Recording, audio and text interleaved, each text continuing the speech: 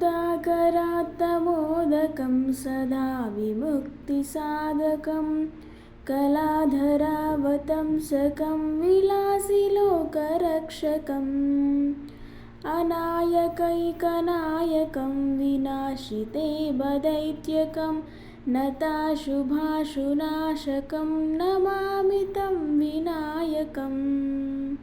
पद्मनेत्रप्रथमपूज्य पावनाय पाहि मां विरजहस्तविमलगात्र पावनाश रक्ष मां न तेतरातिभीकरं नवोदितार्कभास्वरं न मुच्चुरारिनिर्जरं न तादिकापदुद्धरम् सुरेश्वरं निधीश्वरं गजेश्वरं गणेश्वरं महेश्वरं तमाश्रये परात्परं निरन्तरम् दण्डिकाय धनप्रदाय देवदेव पाहि मां कौशिकेशमोक्षदाय मङ्गलाय रक्ष माम् समस्तलोकशङ्करं निरस्तदैत्यकुञ्जरं दरेतरोदरं वरं वरेभवक्त्रमक्षरं कृपाकरं क्षमाकरं मुदाकरं यशस्करं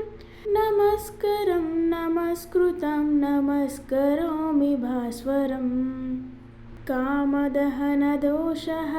एकदन्त पाहि मां भक्तसुलभभवनुताय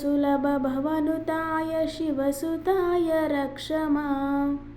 अकिञ्चनार्तिमार्जनं चिरन्तनोक्तिभाजनं पुरारिपूर्वनन्दनं सुरारिगर्वचर्वनं प्रपञ्चनाशभीषणं धनञ्जयादिभूषणं कपोलदानवारणं भजे पुराणवारणं स्कन्दपूर्वसुरवरेण्यशान्तरूप पाहि मां साधुरम्यसुमुखवदन श्यामलोच रक्ष माम् नितान्तकान्तिदन्तकान्तिमन्तकान्तिकात्मजम् अचिन्त्यरूपमन्तहीनमन्तराय कृन्तनं हृदन्तरे निरन्तरं वसन्तमेव योगिनां तमेकदन्तमेव तं विचिन्तयामि सन्ततम्